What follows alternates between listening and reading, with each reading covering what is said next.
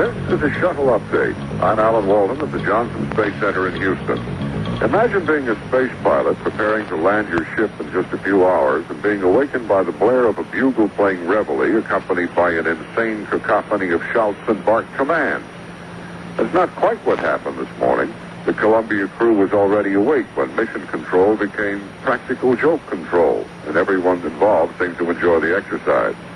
Then it was back to the business of preparing for re-entry and landing. Astronauts Young and Crippen performed various housekeeping chores, put on their pressurized suits, and closed the cargo bay doors.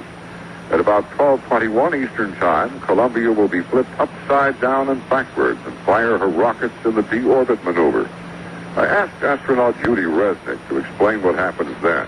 Once the firing is over, you maneuver yourself to a facing forward and pitched up about 40 degrees configuration in which you stay until you re-enter the atmosphere. And what that does is as you hit the atmosphere, the bottom side of the orbiter is the part that gets hit by the atmosphere first and absorbs all of the heat that is developed on the re-entry when it hits the air molecule. Those are the very dense black tiles on the bottom of the orbiter. Yes, and that's the surface that is exposed as you're coming in. So much for the missing tiles, which will take relatively little stress during re-entry. Columbia will be about 330,000 feet high and some 3,700 miles from the landing site when re-entry begins. It will follow a communications blackout of about 16 minutes, after which Columbia becomes a big, fat, unconventional glider and lands at Edwards Air Force Base in California. T plus 2 days, 3 hours and 22 minutes, and all systems are go. Alan Walden, NBC News at the Johnson Space Center in Houston.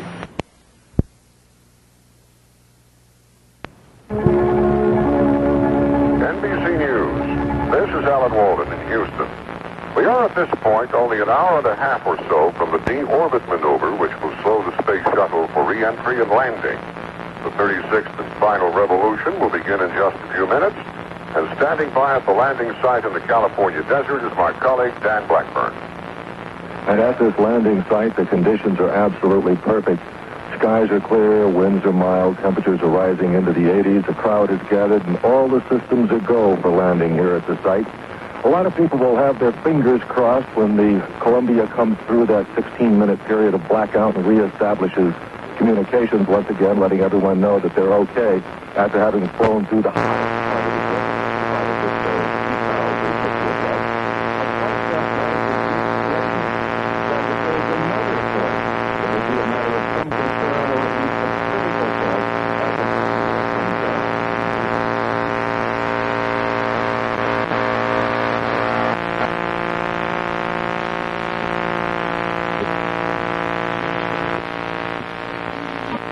a critical step before re-entry. Now they prepare to do what has never been done before, pilot a winged spaceship back from space into the Earth's atmosphere to a pre-selected landing site. That will all be carried live over many of these CBS radio network stations. More news in a minute. First flight of the space shuttle. This is a CBS News special report. I'm Reid Collins reporting from the Lake Bed landing site at Edwards Air Force Base in California, where in just 2 hours we should see Columbia on its final approach, heading toward the landing strip out there in front of us. More on this return day for Columbia after this. As they thronged Cape Canaveral for Sunday's liftoff, so are they crowding Edwards Air Force Base here across the continent in California for the return of Columbia. My colleague David Dow is down near the VIP area where the astronauts eventually will be returned.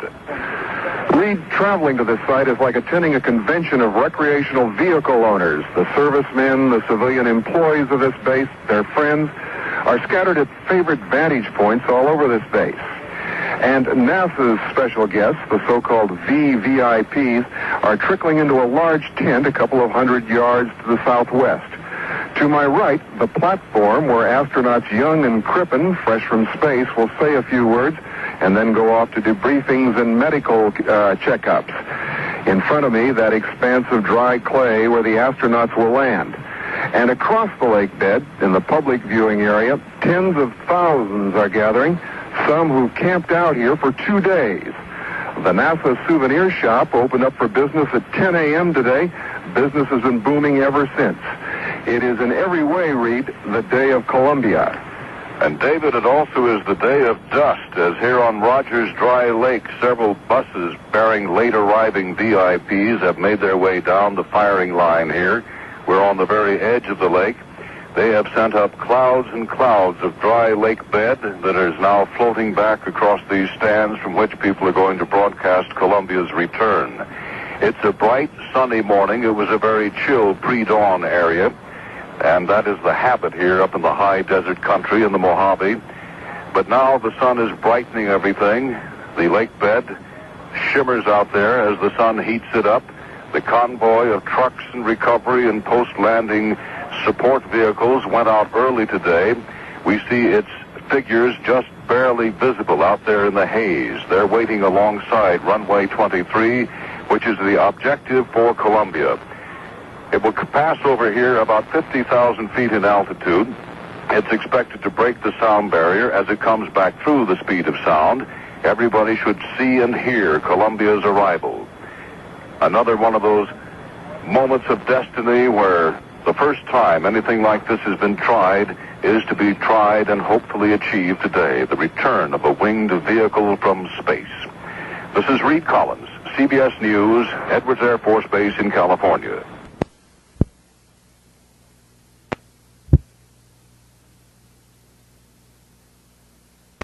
Craft into an airplane for a landing at Edwards Air Force Base in California. Actually, Columbia is an 80-ton glider with only one chance to make a successful touchdown. Mutual's Jim Thompson is one of more than 100,000 people who amassed at Edwards for the big moment. The crowds are gathering here at Edwards Air Force Base for the historic re-entry and landing of the Space Shuttle Columbia. For miles around the landing site, endless lines of cars are backing up, and roads leading to the airbase are expected to be clogged right up to the final touchdown. In the public viewing area, parking spots are at a premium, and food and drink stands are doing a non-stop business. Jim Thompson, Mutual News, Edwards Air Force Base, California. Mutual Space Team will broadcast the return of Columbia live. Landing should come in 1 hour and 52 minutes from now. The weather is virtually perfect, clear and cool with a light breeze blowing. This is news from Mutual Radio. Dick Rossay reporting. CBS News. In 20 minutes' time, the astronauts will fire Columbia's retro rocket and start the process of re-entry. Everything is still running smoothly. I'm Richard C. Hontelette reporting on the CBS Radio Network. The latest on the last phase of the Space Shuttle voyage from Steve Young at the Johnson Space Center in Houston. A few minutes ago, this word from Mission Control to the crew of Columbia. I want to report that Columbia is in super shape, almost no write-ups. We want her back in the hangar, and you have a preliminary go for the burn. Go, and we concur. Fly like a camp. Commander Young will ignite Columbia's rockets to slow down from orbit at about 12:22 Eastern Time. At that point, the crew will be riding backwards and upside down. The critical burn is scheduled to last 2 minutes, 37 seconds. The shuttle will slam into the atmosphere at about 10 minutes before 1 Eastern Time and enter a communications blackout about 2.5 minutes later. We won't know until about 8 minutes past 1 Eastern Time, when communications are reestablished, how the shuttle, its heat-resistant tiles, and the crew fared through the fiery heat of re-entry up to 2,700 degrees on Columbia's underbelly. Steve Young, CBS News, Johnson Space Center, Houston. More than 170,000 space buffs, most of them parked for many days in campers, vans, and tents, are waiting for Columbia to land near Edwards Air Force Base in Colufornia. The official welcome comes a bit later. The returning astronauts will be greeted tonight at ceremonies in Houston by White House Chief of Staff James Baker. President Reagan is not up to making the trip himself. He is getting updates from aides on what's going on. More news after this. Yes, John, right now we are getting ready in about 10 minutes or so to, or should say about 20 minutes or so, for this deorbit burn. Right now, Columbia is maneuvering into what will be its burn attitude at the time. There is a loss of signal right now for about 5 minutes as the craft heads towards Botswana. Let me give you a general idea of what we're going to be seeing in the next few minutes or so. At 12, or I should say 11:22, just about an hour before we expect the landing in Edwards Air Force Base, just about 14 minutes from now, we expect to see the deorbit thrust firing. That is a 2.5-minute process which will take the orbiter to a orbit that it can finally get into the atmosphere in. It's about 2 miles above the surface. That will be followed 12 minutes later by the beginning of the entry into the atmosphere. That's at about 400,000 feet. At that point, NASA spokesman Charlie Redmond says we'll see a blackout of communications. And we enter a blackout period which lasts about 12 minutes. And the reason it's a blackout period is because of the heating of the air prevents communications from getting through that. The air is ionized. And we come out of that off the west coast of California. During the latter portions of the blackout period, we'll have radar tracking of the orbiter from Air Force tracking stations in California. So we'll be able to follow it, and almost immediately after they come out of the blackout, some 8 minutes or so from landing, we'll pick them up through the NASA Buckhorn tracking station at Dryden Flight Research Center. And we will be, at that point, Young will be flying the vehicle. He'll be using the computer-assisted mode of vehicle flight control. And if we're flying too fast, he can go through maneuvers to slow down. If he's flying too slow, he can pitch the nose down a little to gain speed, and we'll just be actually flying it in like a glider. During that period where we have no communications, there will be some radar of the craft in the last few minutes. Of course, the re-entry into the atmosphere is the critical point in terms of heating. One of the concerns, or one of the problems that we've talked about a lot during this whole mission, is the problems with those few tiles on the top part of the craft that have disappeared. NASA officials have really not been able to verify if there are any tiles missing on the bottom, but they don't think they are. The shuttle's cameras did happen to take some pictures of the leading edges of the craft and found no problems there. So there really isn't any expectation of anything to go wrong. Of course, the bottom part of the shuttle, the part that has to resist most heat, heat up to about 2,700 degrees Fahrenheit.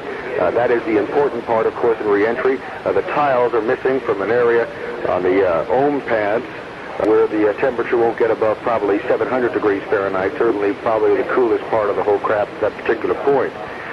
Besides for the Anderson tracking station, the Anderson Peak tracking station will be taking some videotape, hopefully, while the re-entry takes place. After that point, of course, we will start our glide down, and there will be a general approach, hopefully slowing down the craft to 250 miles per hour, then to 200 miles per hour for the landing on that dry lake bed at Edwards Air Force Base.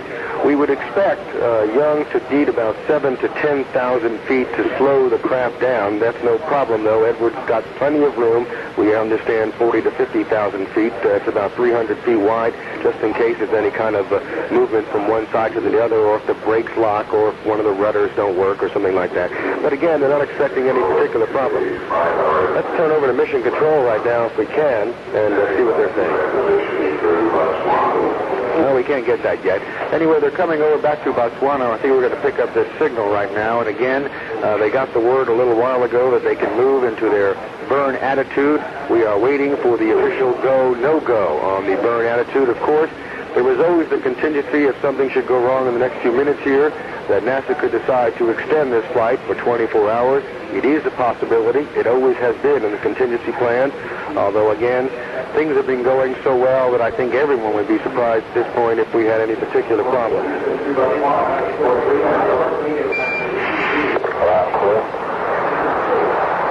We are now listening to Mission Control. And Roger, loud and clear as well.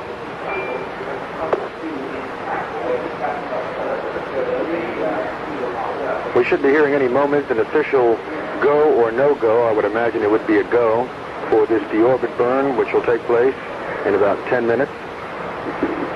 And we'll be back in a few moments with more on the return of Columbia.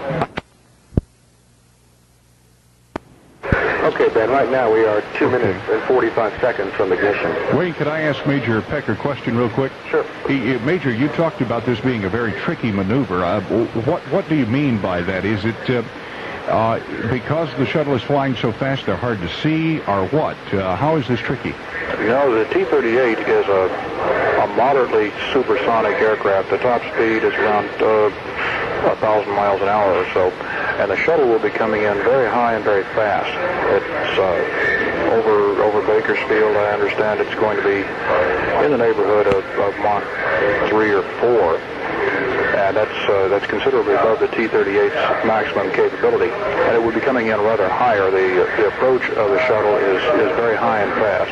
And it's a very critical timing maneuver to get the slower T-38s in the right place at the right time to fly chase with the orbiter as it comes in. Major, very quickly, what about commercial aircraft? Are they being cleared of? Are they always cleared from this area around Vandenberg?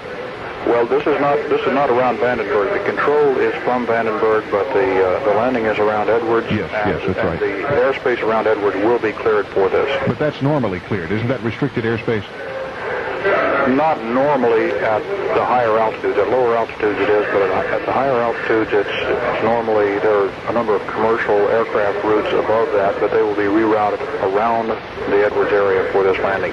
Okay. Major, thank you very much. Wayne, I suppose we're about 2 minutes away now from retrofire from the to initiate the Deorbit. Will they be able to know that when that occurs at Johnson Space Center? Yes, Ben, they will. They are tracking. Stand by. We're Mark 1 minute from Deorbit ignition. 1 minute away, Ben. Becoming a little bit less than 22 minutes after the hour then. We figure about 21 and a half minutes after the hour. Yep. We're coming up to 10 seconds to this orbit ignition. Let's start mission control. If they're talking, and they're not yet, 8 seconds. 5 seconds. Mission control at 2 days, 5 hours, 21 minutes. Mark, ignition should be starting now. It will be a while before we actually know, I think, because they are out of contact. They are about, 6 minutes away from acquisition of signal. Just about 6.5. At this point, of course, the maneuvering system, the OMS system, should be taking effect, bringing it down from 150 nautical miles to a lower altitude. The actual heat of re-entry will begin about when, Wayne? The actual heat of re-entry begins in about, well, let's see, after this 2-minute procedure here, about 12 minutes from then, Ben, they'll be hitting 400,000 feet. That will begin the re-entry process into the atmosphere. They will continue there to 180,000 feet. Most of the heat should come at the beginning of that period. Of course, the heat on the bottom part of the aircraft, of course, the part of the craft which is going to be facing the front of it, could get up to 2,700 degrees Fahrenheit. The top part, 700 to 1,200 or so. Of course, we're going to be blacked out during that particular time because of the heating of the air and the ionization. And there's no signals that can get through to that point. Although about 8 minutes into that re-entry into the atmosphere, they will be able to radar track, we understand. And also, as we understand, there's also going to be some pictures that someone's going to be trying to take at that particular point. The eye of a unique telescope will be on Columbia. I don't know if Major Peck knows much about that, but the Gerard P. Kuiper Airborne Observatory, operated by NASA's Ames Research Center, will be stationed about 200,000 feet below the Columbia's flight path, waiting to catch the Columbia at a point 9.5 minutes after entry into the atmosphere, near the point of the maximum heating, as we said. The experiment uses a 36-inch telescope to capture the infrared image. And if they can, of course, it's going to be a kind of a hit-and-miss situation because they do not have an awful lot of time. As a matter of fact, they're going to only have the image of the lower and side surfaces of Columbia for about 4 milliseconds. The control center, the clock that had been counting down toward the orbit ignition has been reestablished as a touchdown clock. Now reading 58 minutes, 16 seconds to touchdown at Edwards. Gravity contact, this is Houston contact, testing 1, 2, They are testing the communications link between the Argody tracking station and the Houston Mission Control Center now, waiting for reacquisition of signal.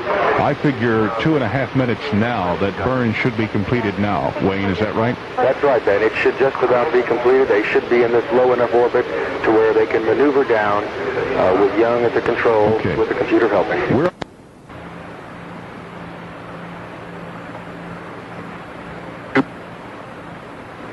At the landing site at Edwards Air Force Base in California. They're on their final orbit of Earth, flying tail 2, the orbiting maneuver rockets having fired, slowing their forward velocity, committing them to hit the Earth's atmosphere half an hour later over the Pacific. Before another hour's out, they should be here, home. And this is how they got the word. Columbia, your burn attitude looks good to us. Everything aboard looks good to us. You are go for deorbit burn. And we'll go LOS in 30 seconds here. We'll talk to you, Botswana, in 5 minutes. Over.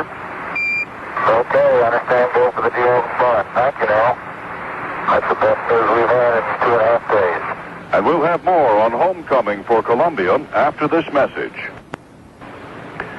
Well, it's a bright, slightly hazy morning here on the dry lake bed at Edwards Air Force Base. No clouds, really, but a follow-on wind that's coming down runway 23, which may make the landing a little bit more difficult, perhaps just for John Young, a little more exciting. My colleague Steve Young is at Mission Control in Houston, Texas. And Steve, for all those people behind all those consoles, this has to be a moment of truth. It is heart-thumping time, Reid. They say they have supreme confidence in the rocket system, which had to burn to bring them home. I think they are confident, but I'm looking at the count clock in Mission Control. It'll be 1 minute from now before they reestablish communications with the crew to find out how well they fared. And when they do reestablish contact, we'll be getting their status report, and we'll find out just exactly how that burn went. It was accomplished over an area of the Indian Ocean where nobody was in voice contact or any other communication with them. Let's go now to John McLeish, the voice of Mission Control, and perhaps we'll hear something from the astronauts themselves.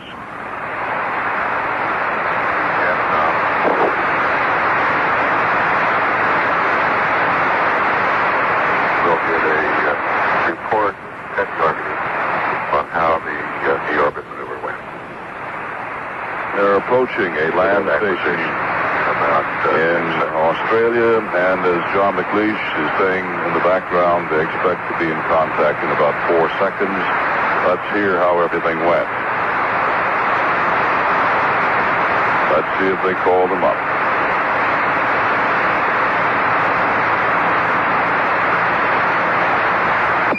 Columbia, this is Houston through Argody. We're standing by.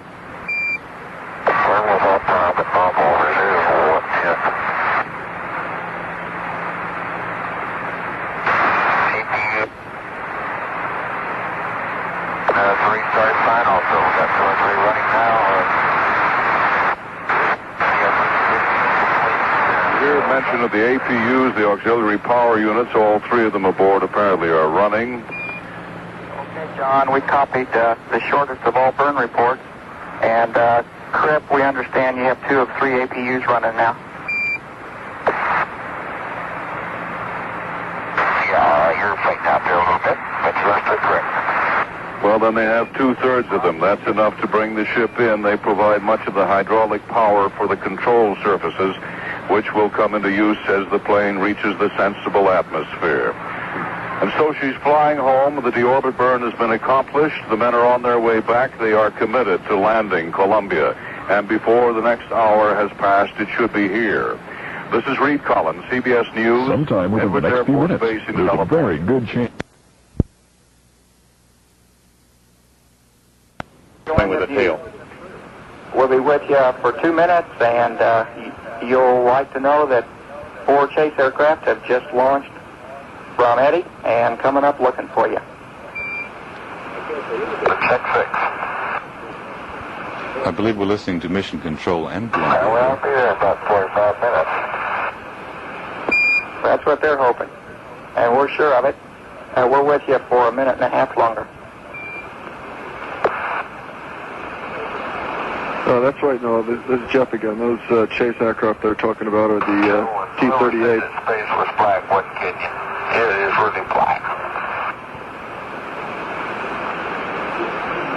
And those T-38s are the astronauts' spaceflight training aircraft, and they will be flown by astronauts who have been practicing. Yeah, but you're so easy.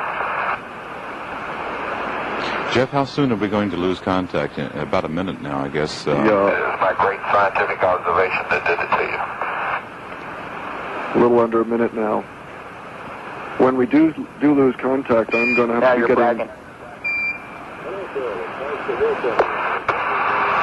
never heard a Texan do that.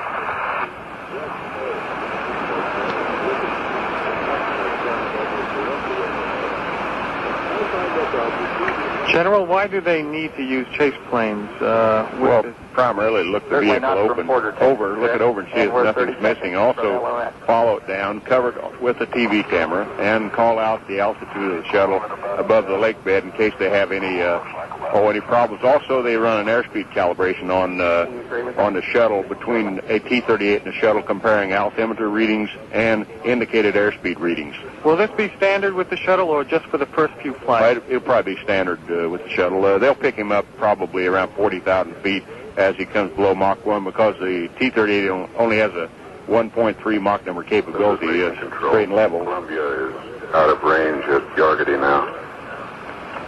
Jeff? The atmosphere. And that's scheduled to happen in just about 4 minutes. Hey, Columbia, we're 50 seconds from LOS.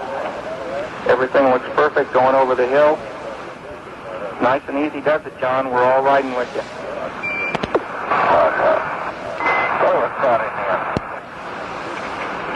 So they're going to lose signal. We're just about 3.5 minutes away from losing signal out of Guam, going into the California coast. What did General Yeager? What was meant there by going over the hill? Out of communications range. I see. No, to give you a real quick rundown, this where the place where the shuttle's going to land. We started back in '47 when we were sort of hamstrung on speed, and got the X-1 up above the speed of sound. And just to give you real quick how things happened after that, later in '53, I took the X-1A out to 2.5 Mach number, and we got up to the point of where aluminum aircraft were just couldn't operate any faster because of heat. Then we got the X-2 made of stainless steel out to a Mach number of a little better than 3 or 2,300 miles an hour, and took it up to 126,000 feet. And we saw then that we needed some reaction controls or way of controlling the attitude of the aircraft, because our aerodynamic controls were of no further value. And then out of that came the X-15, which developed reaction controls and re-entry heating data that went into the development of the Mercury, Gemini, and Apollo program. And today, in one flat minute, the history almost of high-speed aviation. When the shuttle lands here, then we've gone the complete circle of taking off from the ground and returning. Now, Mach 1 is the speed of sound. That's right. The speed of sound changes with altitude. Mach, of course, came from an Austrian by the name of Dr. Mach, who discovered that the speed of sound changes with altitude. Like you're at sea level, it's traveling around 760 miles an hour. Up above 35,000 feet, it's only 660 miles per hour. But the airplane only pays attention to its relationship to the speed of sound. It doesn't care about true speed. So that's the way we came up with the terminology. Mach 1 is the speed of sound regardless of what altitude or what speed you're traveling at. Now, the Columbia is now, according to our schedule, 19 seconds away from entering the Earth's atmosphere. How fast is it going now? Well, I think, what are we looking at, about 25, 26 times the speed of sound? Yeah, about Mach 25, yeah. So it's moving. And this is where we're at the point now, Noah, where no other winged aircraft has ever been. It is heading back into the atmosphere at Mach 25 at such a high speed. And General, would you agree with that? Well, we have re-entered quarter scale lifting body winged vehicles, but not a manned vehicle. So this is the frontier right at this moment, Noah. How fast will it be going when we get out of this communications blackout after re-entry into the atmosphere, getting close to the coast of California? Well, it started bleeding off from Mach 25 down to about somewhere around 10 to down below Mach 6.5 or thereabouts. When we hit the coast of California, we'll be coming in around Big Sur, and the shuttle should be at an altitude of about 138,000 feet at Mach 6.6 according to the flight plan. It will then head southeast toward Bakersfield, California, losing altitude. By the time it's at Bakersfield, it'll be down to Mach 3.9, about Mach 4, at an altitude of 100,000 feet. And by the time it gets to the west edge of the lake bed here, Noah, it'll be just over Mach 1 at an altitude of 53,000 feet. And that's where it has to do these maneuvers to bring its Mach number down and to lower its altitude.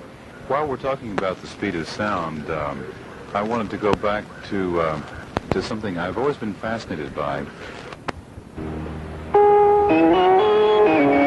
CBS News, astronauts Robert Crippen and John Young have successfully fired the rockets aboard the Space Shuttle Columbia, another step toward returning the spaceship safely to Earth within the hour.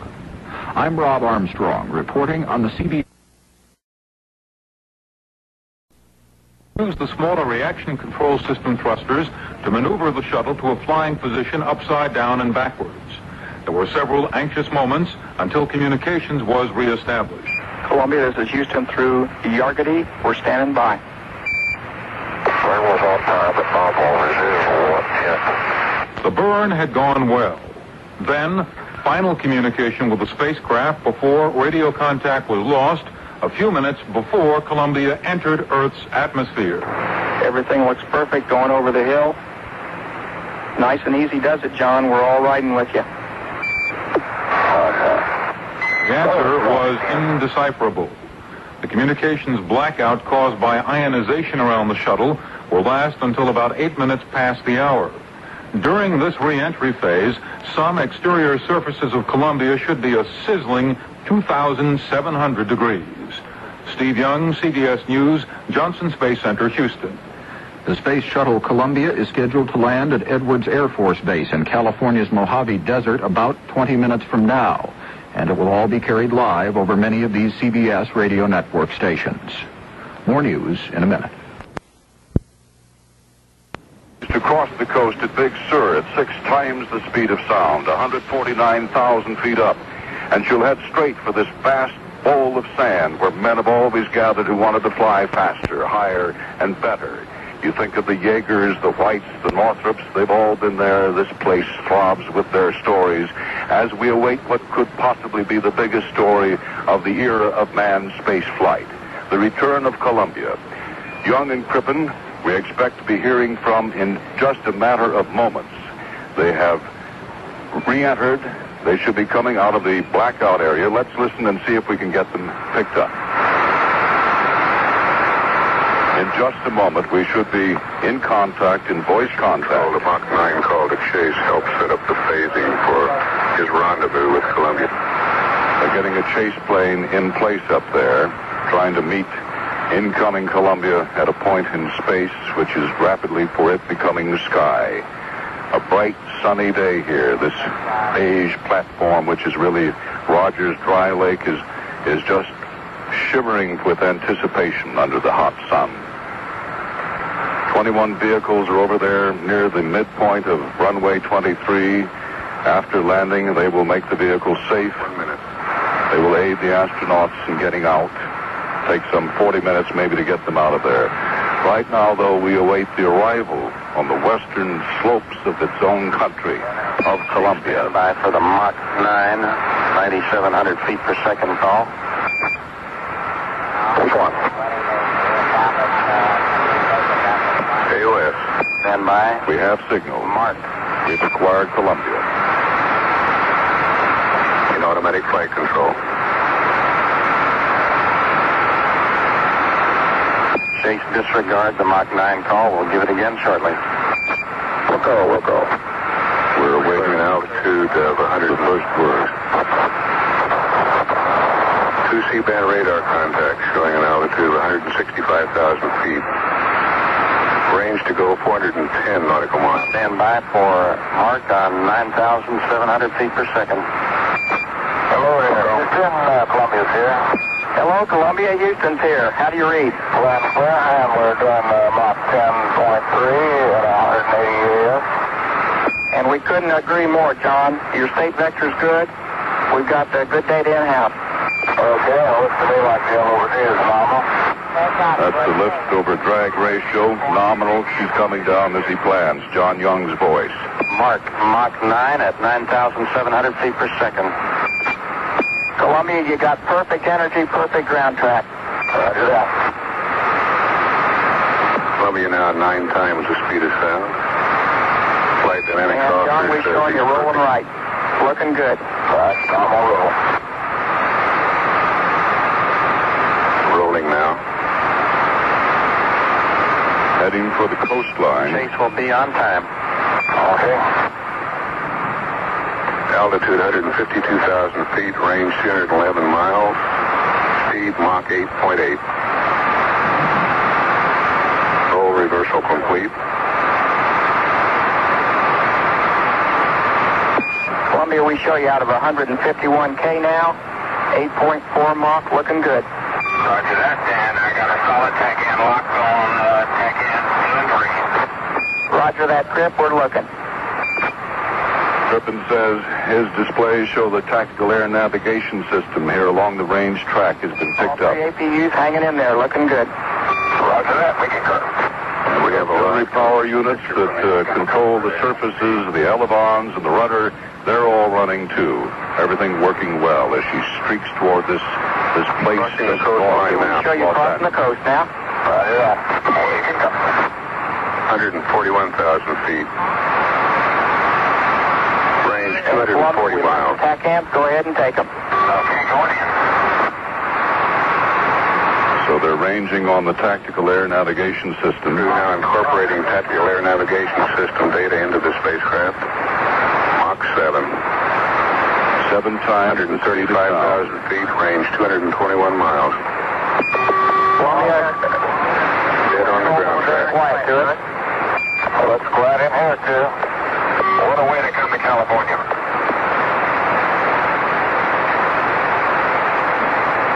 Jubilant men who saw at one time their spacecraft nose glow as it re-entered over the Pacific. 2,700 degrees, flailing at the leading edge of the wings with those much-discussed heat tiles attached and obviously most of it With back down is perfect. Roger that. Again, the tactical air navigation system is locked on. 1,000 feet. Range 177 miles. Flying toward the Mojave Desert, home of the 20 mule team's storied plate. John, we're seeing near zero aileron trim. We said 210. Yeah, less than that now. Roger that, out of 119K, 5.5 Mach. Slowing down to simply 5.5 times the speed of sound. Roger, we copy. Little double trace of contrail far, far above us up toward the sun, which has risen past the halfway mark toward the zenith now. Fresh wind picking up. Roger that, out of 112K, 4.8 Mach. Range 130. Got the ducks in a row. John Young rolling using manual control now. We see Bill at 21 degrees. It's becoming an airplane, what was a spacecraft. Under the control of John Young. 7,000 feet. When she gets down to 50, she should pass almost directly over our heads, here alongside the landing area. We expect a sonic boom when it re-enters subsonic flight. Roll reversal complete. Control looks good. 10. We see roll reversal complete. Control looks good. As As he rolls from side to side, he loses a little energy. And you're starting to get managing all of that energy that's in this falling craft. And Columbia, you're out of 100K with positive C. Looking good. Managing it until he runs out of it entirely at that point, which you can see from here out on the runway. Below 100,000. Mach 3. Ropes out. And air data looking pretty good for here. Roger that. Looking good. We're looking at him. And you're coming right down the chute. Rudder active now, looking good. Range 73 miles. Columbia, we'll go for air data. You're out of 89K, 2.8 Mach. Still nearly 3 times the speed of sound, but getting more control over it. Relying less on the rocket thrusters, but Roger that, we're looking. TACAN failure, they've lost the tactical air navigation system lock-on. Not awfully necessary at this point. He can almost visually fire it. Right. Columbia, we see you coming right. Looking good. Okay, 2.5 times seeing the talk back home over landing gear. Hydraulic manipulation valves. They look okay to you. 10,000 heads are swiveling here, looking back to the north and the west. They all look good to it. Not knowing really what to expect. What will we see when she comes overhead? We now have a live television picture from the long-range optics at Dryden Flight Columbia, you're Research coming Center. right down the track. The tracking data, nav data, and pre-plan trajectory are all one line on our plot board here. Roger, we control. There'll be a microwave beaming system as they get in Out of closer. 70,000 feet at Mach 1.8. Range 42 miles. He's coming our way. At 50,000, it's a hard thing to eyeball, but everybody here is sure going to give it a try. Columbia, we show you very slightly high in altitude, coming down nicely, and the test is to go to off. Got a lot of runway out there if he comes in a little high and hard. About 5.2 miles of sand. 3 times what they could build at the Kennedy Space Center. at 58,000 feet. Range 33 miles.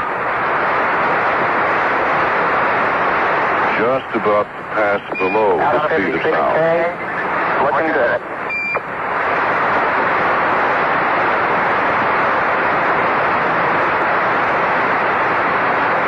We'll go overhead, make a long sweeping left turn to the east of us, around the Lumen Ridge, over the city of Boron, and come back to the north and east. Directly to us.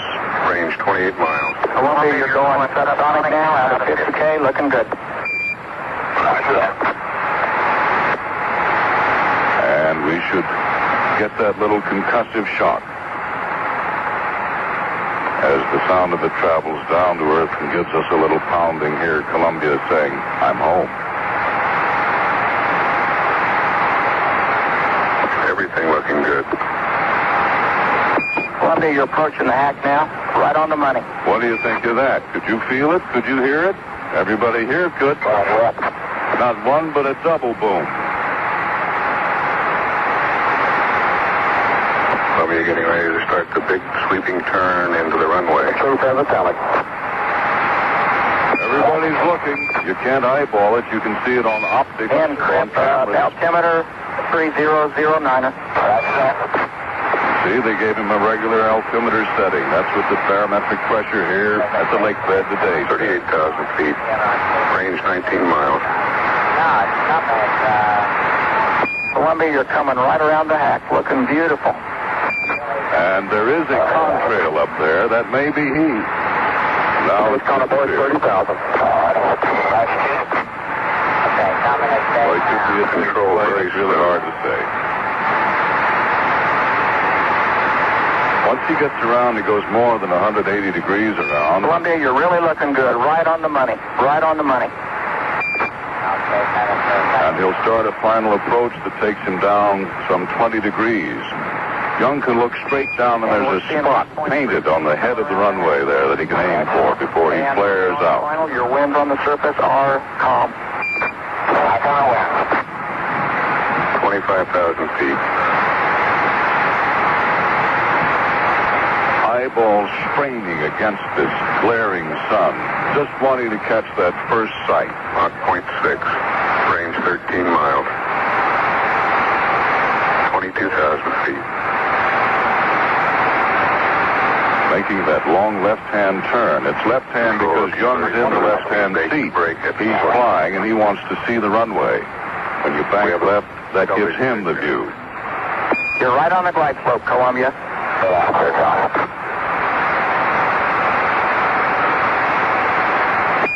Everybody here has now persuaded himself that he can see it coming in. TV from the chase plane.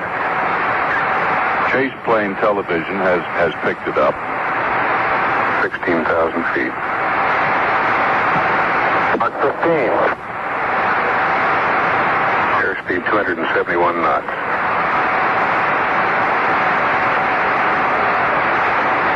And a little cheer goes up as some people say, I can see her. I can see her coming in. Fido says it couldn't be any better. Made the turn. 11,000 feet. That's real good up here. Coming on in now on its final steep descent. 9,000.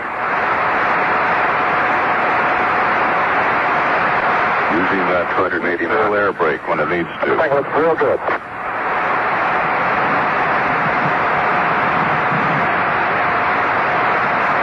$5,290.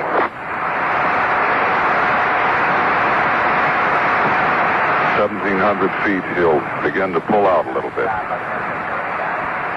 Crippen will arm the gear and get it ready to come down. 2,500 feet. Clear? There, she's coming down like a rock. You can see her now. She's well within sight. Oohs and ahs. Into the flare now, not quite such steep a glide path. She's pulling out. Little surface effects still coming, he says, and they are. Gear down. Gear down. 50 feet. 50 feet. 40. 40. Crippen calls him out. 20. 10. 5. Boy, George. 3. 2. 1. Touchdown. Touchdown. Those gears, 10 feet. And she sends a rooster tail of sand pluming back there, rolling right toward us. 3. Touchdown. The nose wheels down. Got 3 good gear. Chase planes back behind her, now pulling up and away.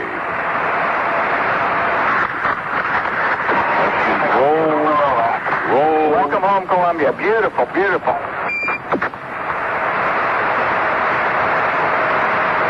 The T-38's now rolling over our heads.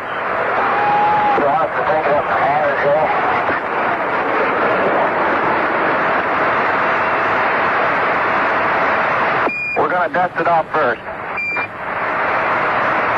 And now they're just at a halt. Directly out in front of us. They had a little runway left, quite a bit in fact. Let's continue to listen to what conversation we may get out of the returned astronauts John Young and Robert Crippen. Little communication now gets pretty hashy here on the ground where things are slow and not always perfect. This is Mission Control Houston. The unofficial touchdown time, 2 days, 6 hours, 20 minutes, 52 seconds. 2 days, 6 hours, 20 minutes, 52 seconds. And Columbia, Houston, we're estimating at least 26 more minutes on the ammonia. You're looking real good. Looking good and down and safe. Columbia back today, and we'll be back right after this. And here at Edwards Air Force Base, the space shuttle, the first ever Columbia, is safely down. what they'd call in this business a nominal landing. Everything went just according to plan. Flew her right down the chute. He'd had to take very few maneuvers to get rid of any of the energy that was excess. John Young flew it over the base here. We got a double crack of sound barrier. Then he went around a long ridge, went out over the town of Boron, came back from the north and east right onto runway 23, just as if you had planned it that way, as indeed hundreds and hundreds of people did. 5 years of practice went into that, and practice, as they say, makes perfect. Now a helicopter is in a high hover overhead. This vast fleet of vehicles is out to surround the spacecraft, to detoxify it if they need to make certain that everything is safe, to take readings, to find out its temperature, as if it had landed here, a being from some far celestial area, and people are coming out now to investigate what is it that's come. Roger, same here. Long vehicles with long snouts that will either suck the toxins away or blow them away are rapidly approaching the spacecraft. It may take as long as 40 minutes to get the astronauts out and haul them back over here. But the main event is the fact that she came down from space, re-entered. The tiles held, the structure held. She became what had been a rocket ship and metamorphosed into a spacecraft, and then finally into a flyable airplane that flew. And thousands of people who have lined this area and other viewing areas around this Mojave High Desert saw her come in. It's as if you're watching a desert war in progress out there, a tactical little maneuver as vehicles swing around, surrounding the craft, trying to get downwind of it, most of them. Helicopter in a high hover, another one coming in from our right. It's a scene from some movie, from some high desert area in which something strange had come back, and people who live here are going out rather cautiously, with some temerity, it seems, to examine this visitor. They've seen it here many times because they've had the drop tests, of course, of orbiters, but you've never seen it come back this high and from that far. In Mission Control, my colleague Steve Young in Houston, there must have been a high moment for everybody over there as well. There was, Reid. There was a round of applause as the first wheels down indication came through, but they allowed themselves only really a matter of seconds for whooping and hollering as Flight Director Don Putty said, you know, we're still in charge for the next 40 minutes or so after they get down to be sure they get out safely. And, you know, in another sense, Reid, tradition changes with this new kind of spacecraft.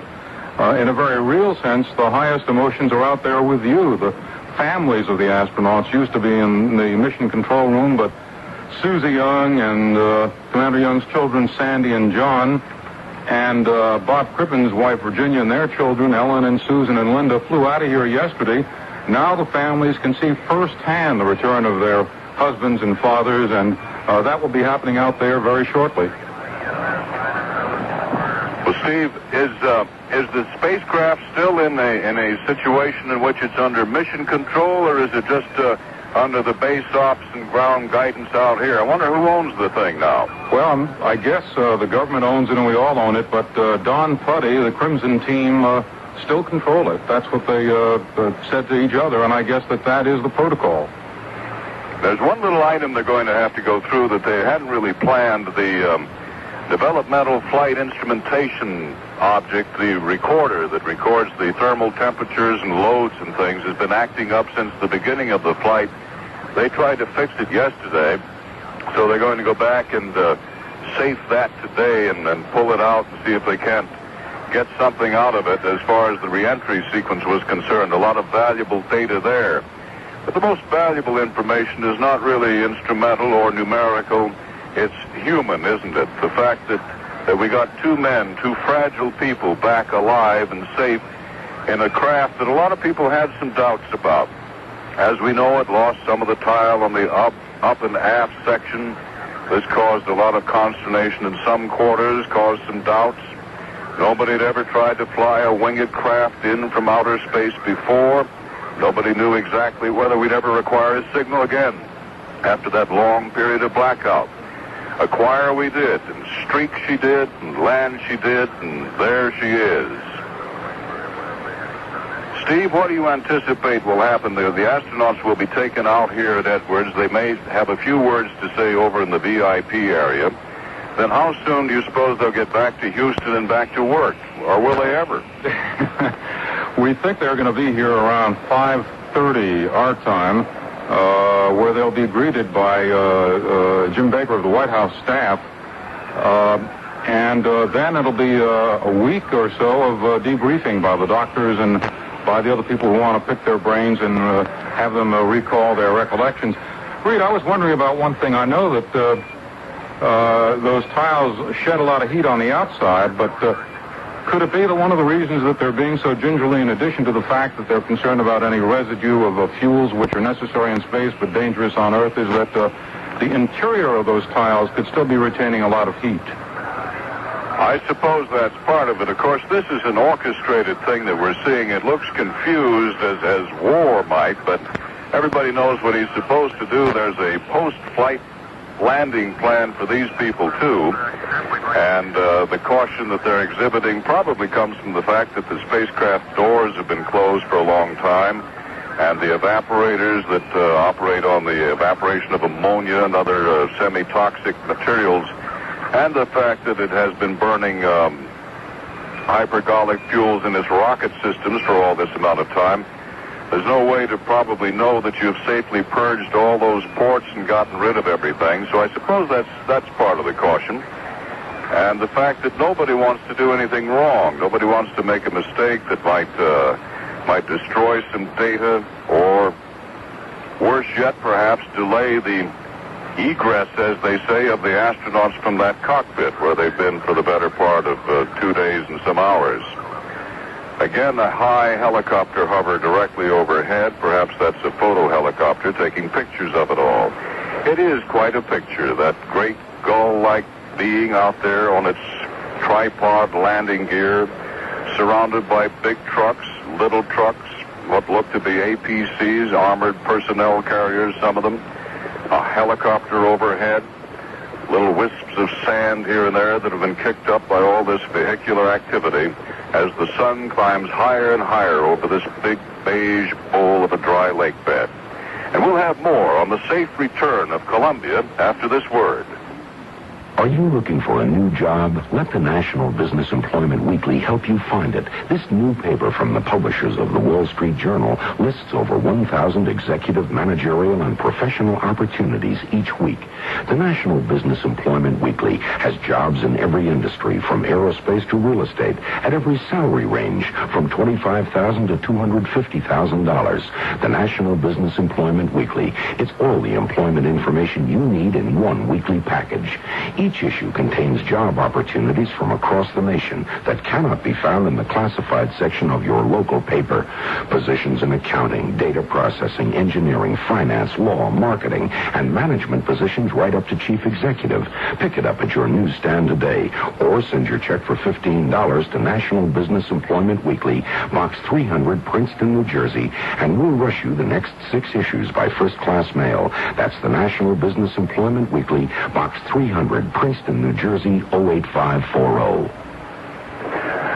Here at Edwards Air Force Base in California, Columbia has been on the ground now the better part of 10 minutes, safe and sound. The astronauts going through the post-flight checklist inside. A helicopter hovers overhead as a score and more of vehicles prepares to come in and assure the safety of the men of Columbia, John Young and Robert Crippen, who have flown her safely back to terra firma today on a bright, sunny California day. Right on schedule and on-time landing, nominal, as they say, in every respect. And this first flight of the Space Shuttle Columbia now has come to a happy conclusion. This is Reid Collins for my colleague Steve Young, for David Dow, and for all who helped. CBS News, Edwards Air Force Base in California.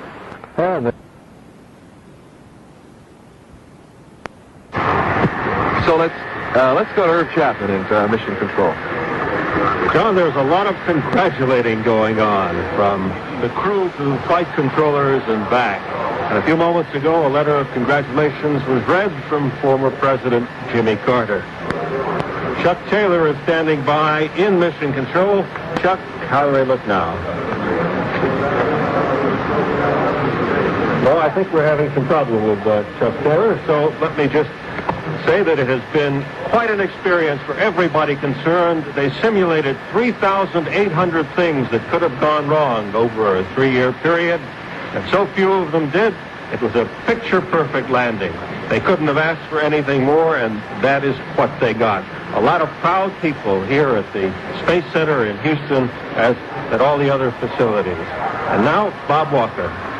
And special thanks to our correspondents everywhere around the country at all of the key sites as they broadcast the landing of these magnificent men in their flying machines. But before we say goodbye, let's go back now to Vic Wapner at Edwards Air Force Base in California.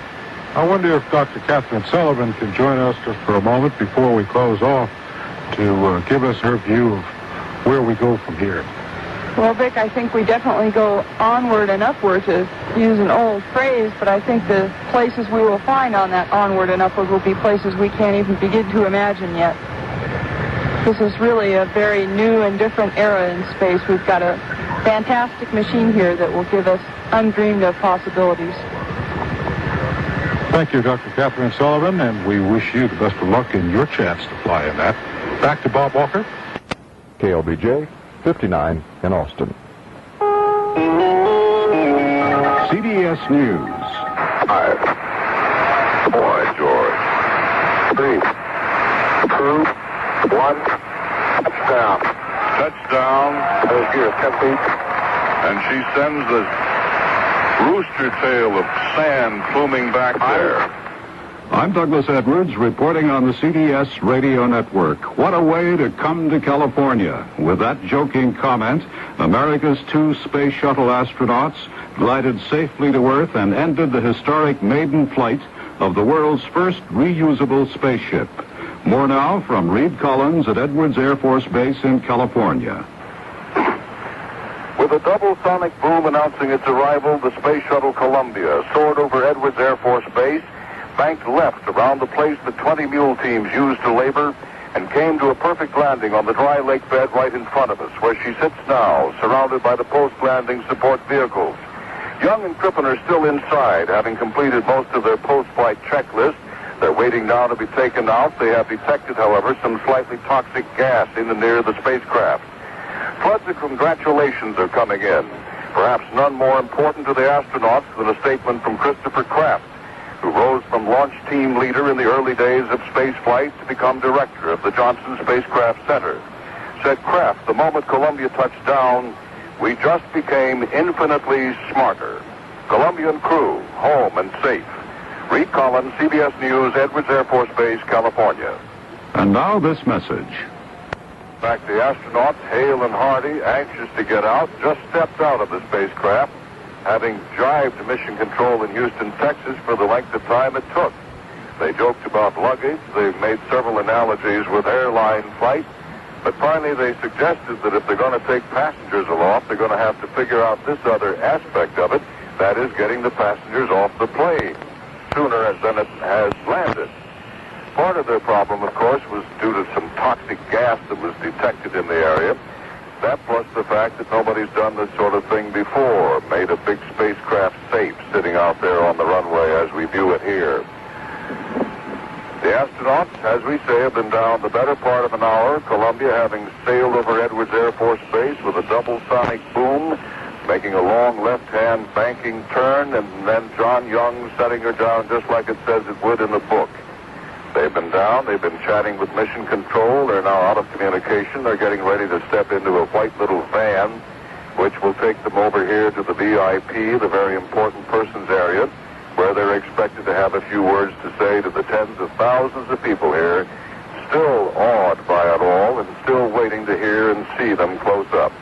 We'll have more on the return of the Columbia after this message.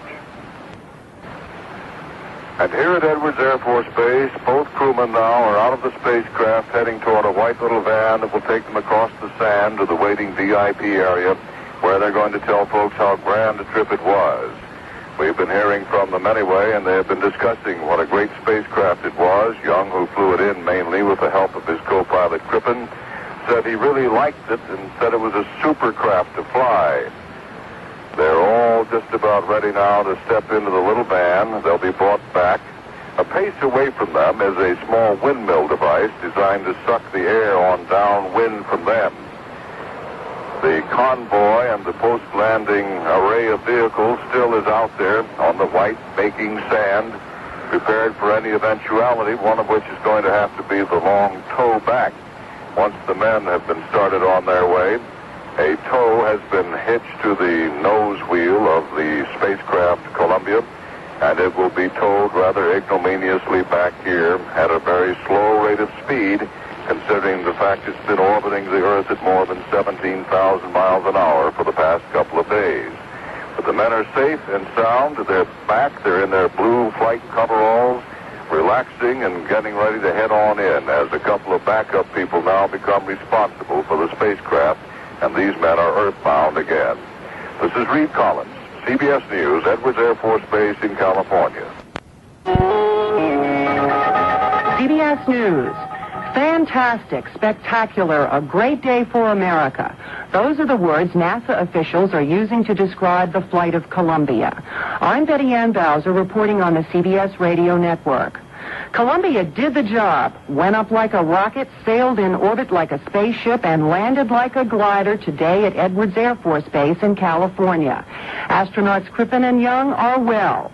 Only a few moments ago, the two astronauts were greeted by officials and they had a few comments. First, Commander John Young. It was a really tremendous mission from start to finish. I think we've got a fantastic and remarkable capability here. We're really not too far, the human race, from going to the stars. John is a speechmaker. As the rookie of the group, I can say that waiting 12 years to get my flight in space was well worth it. Now I'll go stand in line for another 12 years if that's what it'll take, but I don't think it will. I think we're back in the space business to stay, and I think myself and all of my compatriots are going to get many more opportunities to fly. CBS News continues after this message. Jet lag is one thing. Somebody should ask John Young and Robert Crippen about space lag. The Space Shuttle Columbia is back on the Earth after a perfect descent. It will fly piggyback on top of another plane when it returns to Florida. Our astronauts are on their way to Houston now for a ceremony and debriefings. Big crowds await them there. And as you can imagine, there were cheering crowds at Edwards Air Force Base to watch the shuttle land. Our correspondent Peter Cleveland was in the crowd.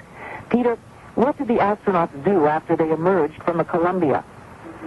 Well, the first thing they did, Lyda, was walk around it in sort of a manner that pilots do when they land to kind of post-flight. Just take a look at all the systems. John Young had a big smile on his face. His hand gestures were very large. He was obviously a very happy man. At one time, he went back up to the shuttle's hatch, and I think he probably was telling Bob Crippen, "Okay, boy, it's time to get out of here." So they did, and after a medical check and visiting with their families, made a short appearance at the VIP Center where they were given the Order of California by Governor Jerry Brown.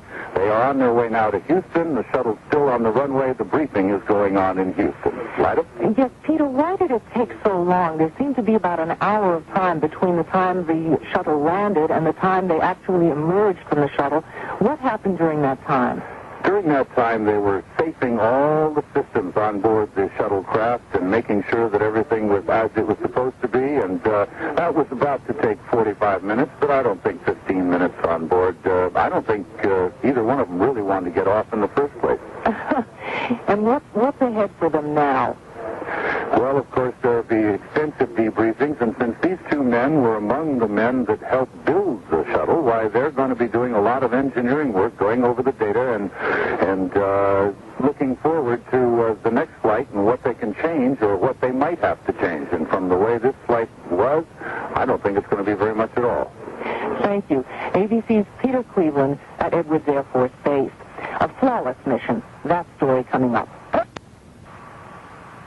The lump in the throat moment came about 3.5 hours ago. the space shuttle gliding to a flawless landing.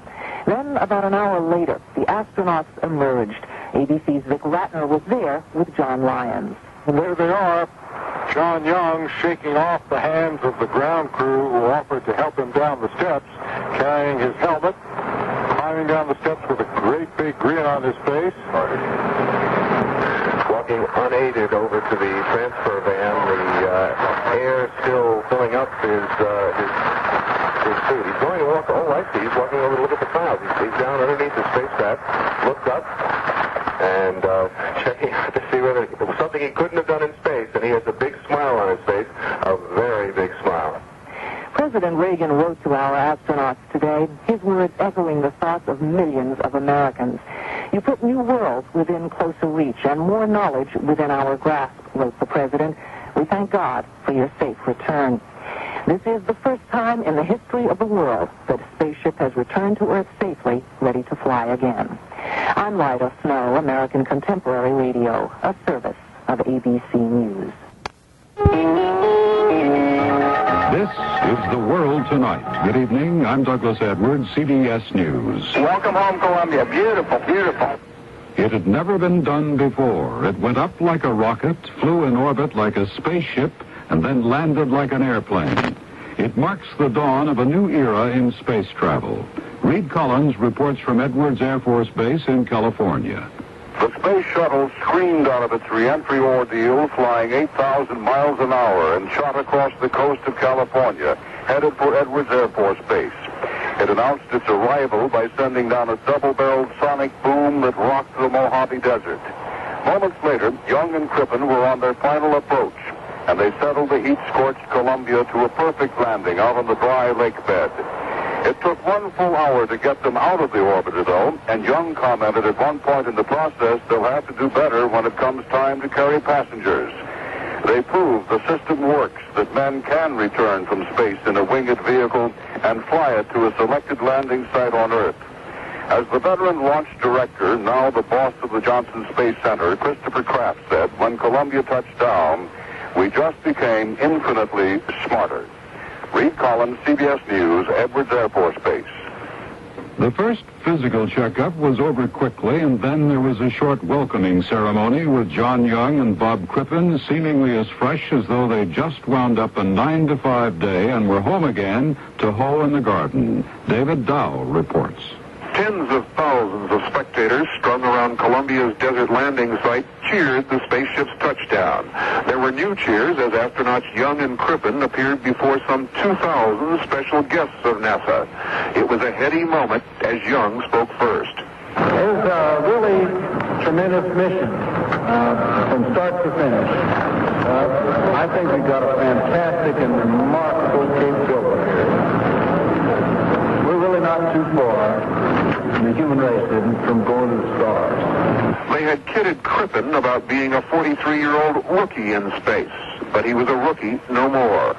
As the rookie of the group, I can say that waiting 12 years to get my flight in space was well worth it. Now I'll go stand in line for another 12 years if that's what it'll take, but I don't think it will. I think we're back in the space business to stay, and I think myself and all of my compatriots are going to get many more opportunities to fly. So far, no sign of any health problems from the 54-hour flight. The astronauts apparently as healthy as they are happy. David Dow, CBS News, Edwards Air Force Base, California. Then it was off to Houston and another welcome there. More news after this. It's been active in space while we've been working on the space shuttle. Where do we stand now? NASA's Alan Lovelace has no doubts.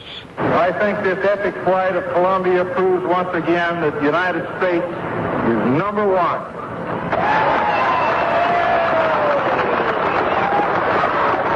Number one. The Soviets claim to see nothing but trouble for them in the flight of the Columbia. More on that from Gordon Joseloff in Moscow.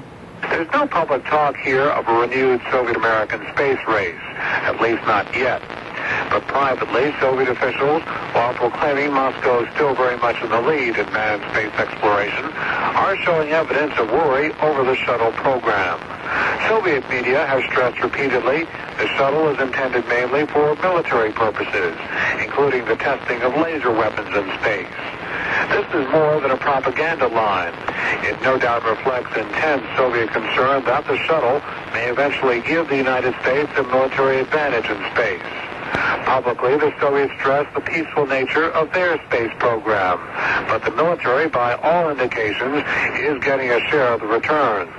As one Western expert here puts it, you don't keep military men in space for 6 months at a time, only growing plants and taking weather pictures. Gordon Joseph, CBS News, Moscow. More news when the World Tonight continues.